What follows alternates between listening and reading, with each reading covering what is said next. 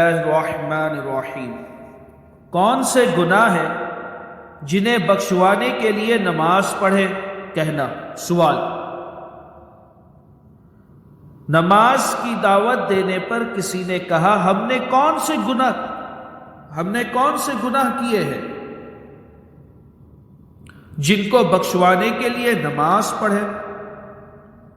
ہم نے کون سے گناہ کیے ہیں جن کو بخشوانے کے لیے نماز پڑھے؟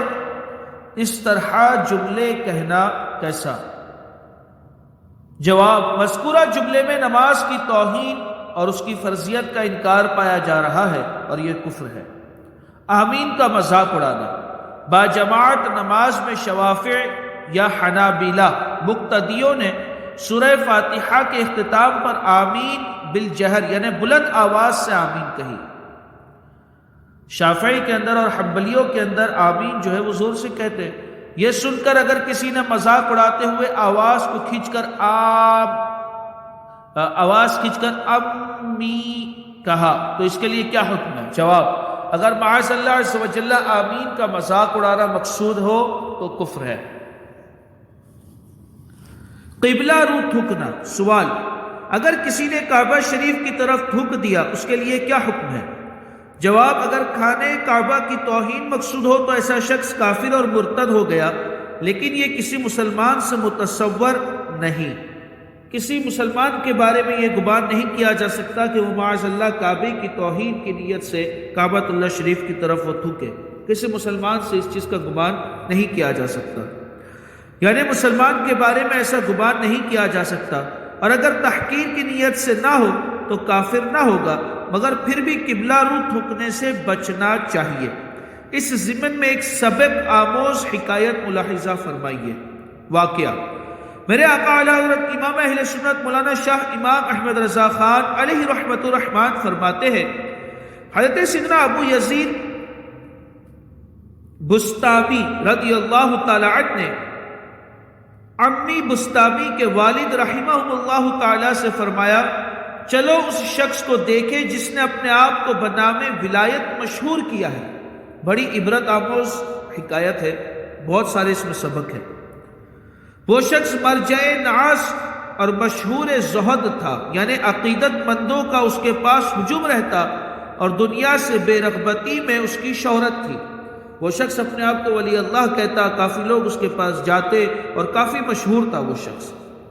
جب وہاں تشریف لے گئے اتفاقاً اس نے قبلے کی طرف تھوکا۔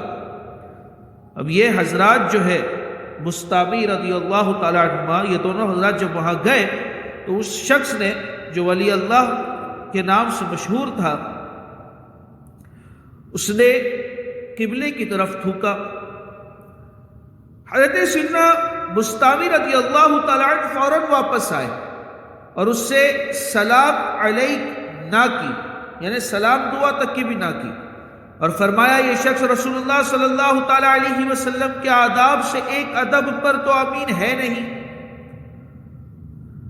جس چیز کا ادعا یعنی دعویٰ کرنا رکھتا ہے اس پر کیا امین ہوگا؟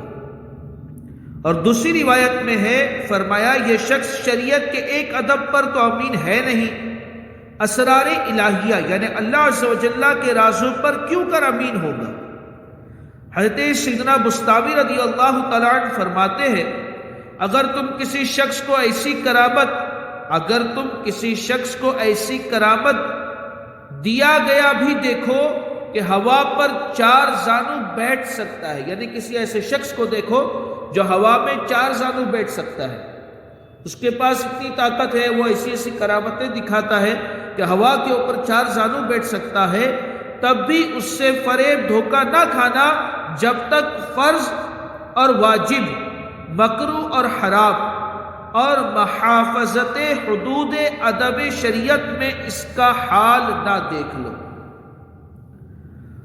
مطلب کوئی کتنے بھی کرتویے دکھائے، دھوکہ مت کھانا جب تک کہ فرض اور واجب، مکروہ اور حرام اور محافظت حدود و ادب شریعت میں اس کا حال نہ دیکھو، یعنی شریعت کا پابند نہیں تو وہ ولی اللہ نہیں ہو سکتا۔ ان شارٹ میں یہی ہے۔ قبلہ رو تھکنے والا پیش امام۔ رسول کریم رؤوف الرحیم علیہ افضل الصلاۃ والتسلیم نے ایک شخص کو دیکھا کہ اس نے قبلے کی طرف منہ کر کے تھکا ہے، تو آپ صلی اللہ تعالی علیہ وسلم نے فرمایا لا یصلی لکم، کہ یہ تمہاری جماعت نہ کرائے۔ حضور نے جب دیکھا کہ یہ شخص قبلے کی طرف تھکا ہے تو صحابہ کرام سے فرمایا کہ یہ شخص تمہاری امامت نہ کروائے۔ اس نے پھر جماعت کرانے کا ارادہ کیا تو لوگوں نے اس کو منع کیا اور اس کو خبر دی کہ رسول کریم صلی اللہ تعالی علیہ وسلم نے تمہارے پیچھے نماز پڑھنے سے منع فرمایا ہے۔ پھر حضور سراپا نور فیض گنجور شاہ غیور صلی اللہ تعالی علیہ وسلم کی خدمت میں یہ واقعہ پیش ہوا تو آپ صلی اللہ تعالی علیہ وسلم نے فرمایا ہاں میں نے منع کیا ہے، انک آذیت اللہ ورسولہ، کہ تو نے قبلے کی طرف تھوک کر اللہ اور اس کے رسول کو ایذا دی۔ یہ سنن ابی داؤد کی